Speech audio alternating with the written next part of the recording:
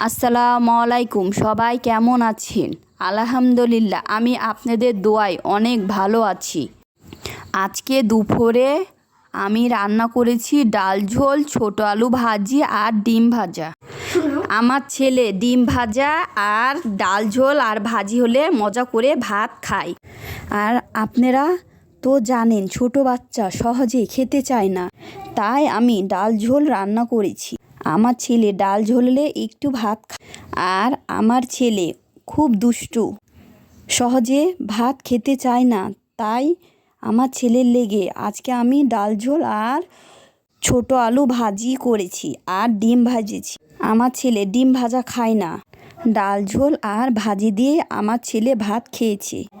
আপনারা সবাই আমার ছেলের লেগে দোয়া করবে।